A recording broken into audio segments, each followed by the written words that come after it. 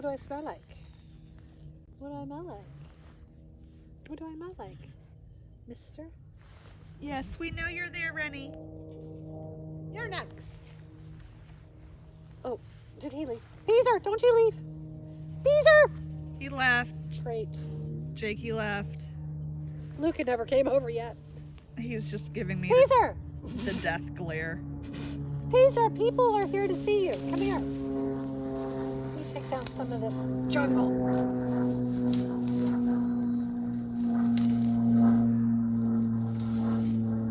Beezy Weeze! You said you had your back turned towards me. Why would I stay there? Alright, that's all I could do. That's fine. It'll do. It'll do. Maybe Luke. Hey, Poopa Luca! Hi, big guy! Oh, that was Ren. I was like... He's just... She's got such a mom snuffle. Oh, jeez. He's just shooting me daggers. Okay.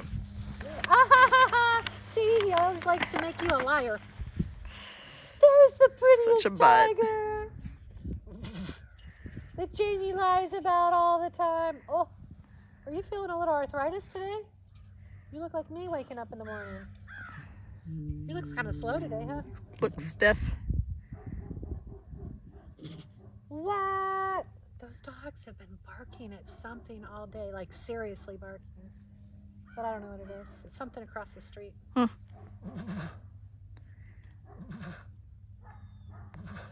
Hi, Poopa. No, don't get right behind me. People want to see you, not me. Oh, not that way. People want to see you, big guy. How you doing, Luca? Your best friend's here? Oh no. Here's Jamie, your best friend.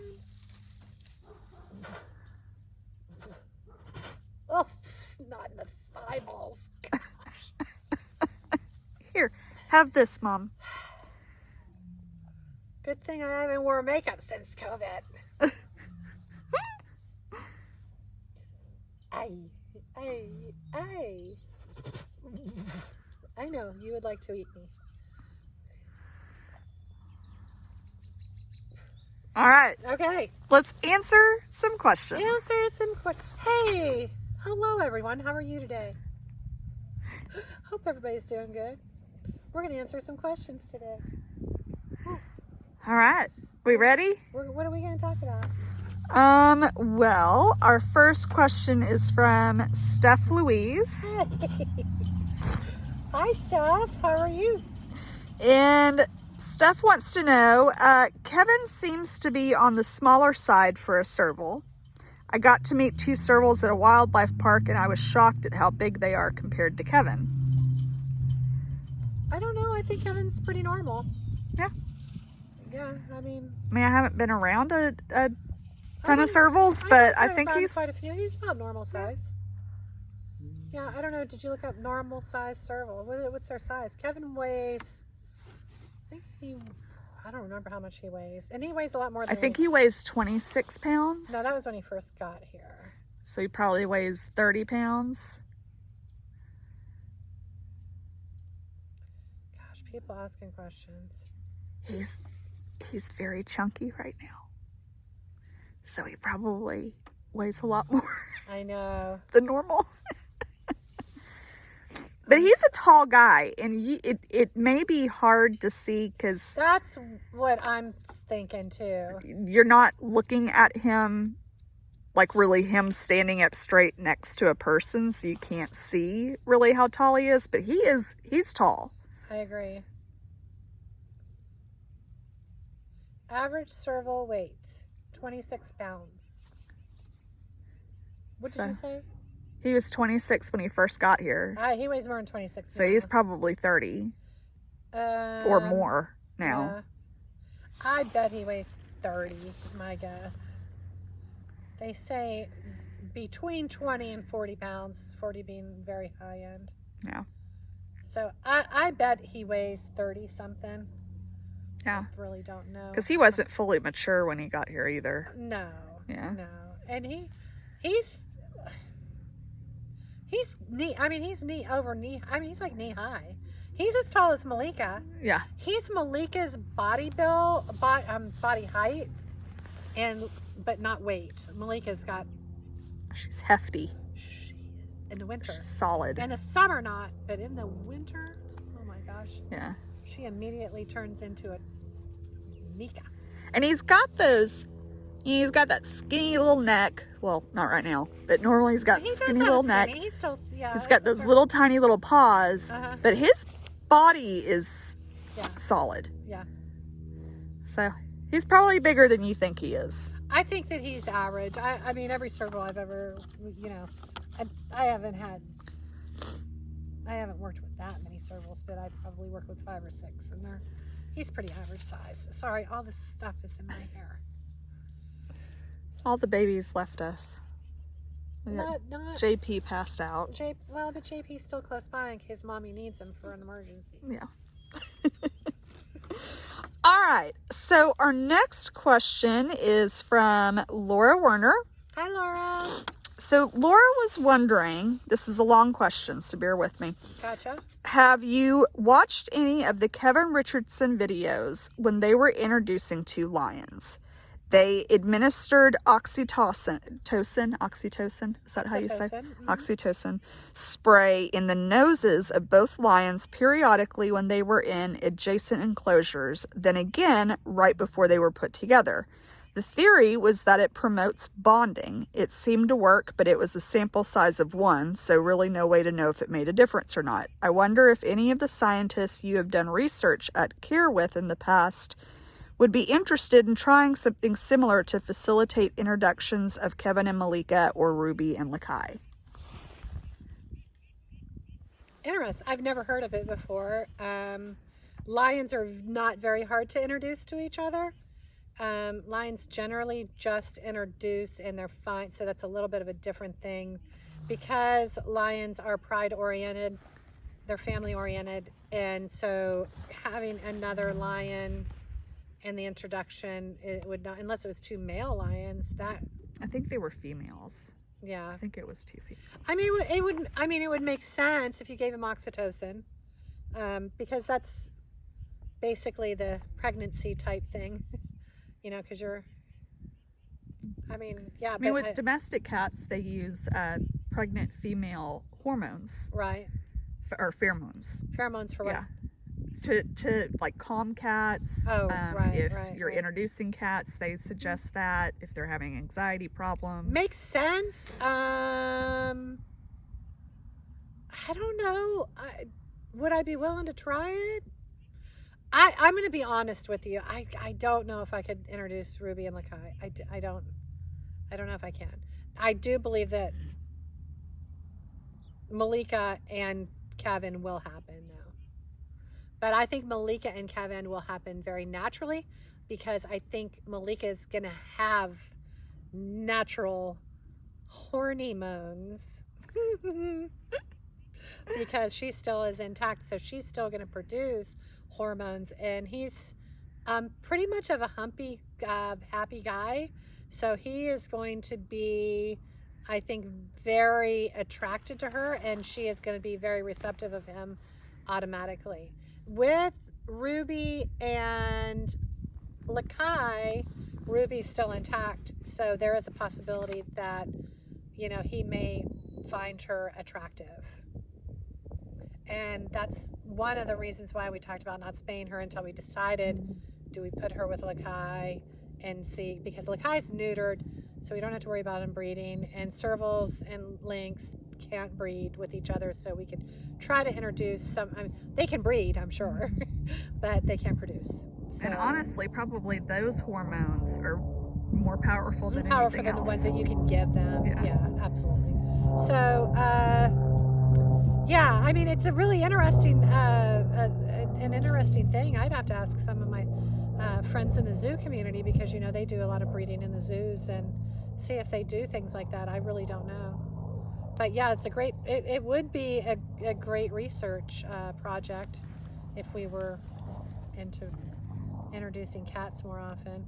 Tigers, I don't introduce once they're adults. I don't. I always think that maybe I can, but I just don't. I'm too scared. You just can't separate them, and death happens so quickly. And it just... And yeah, there are organizations, like the one in Colorado.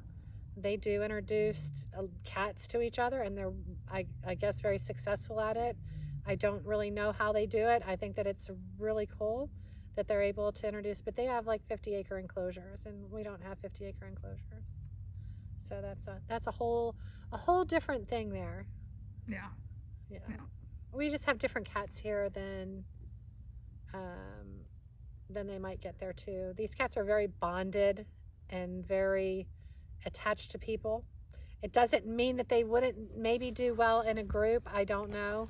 I pity any tiger that got introduced to Slade or Boomer. I mean, they're just massive, and I don't know. I just fear for how that works, and maybe the fear is, a lot of people say fear is the unknown, and I guess that's part of it, is the unknown. I mean, it's a real touchy thing when it comes to big cats. They really should be together from the time they're young. That's just how it works. Or you introduce them to breed. But I don't know how many people that I know that have lost cats during breeding.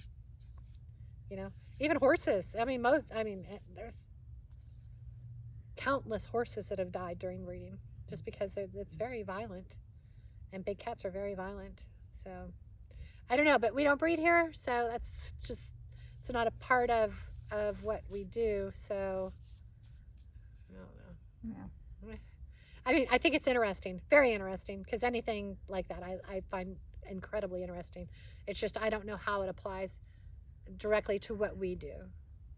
But I will check around, and I will let you know, Laura, what I hear from other zoos that I could talk to. Maybe the ZAA, I could put an email out and see if anybody knows, or the Dallas Zoo. Yeah, because zoos introduce... Mm-hmm. And I mean, they're zoos, and a lot of them are AZA zoos or ZAA zoos, and that because they do breed, most zoos, because they do breed, I'm sure they have all of the best information. So I imagine they probably already do it. I just don't know about it. Yep. I don't know everything, Laura. Sorry. Kevin was talking. I didn't hear him over my own chattery voice. So before we sign off, speaking of putting cats together, are we still planning on opening up the cage to Goliath and Bob and Bobby? Yes.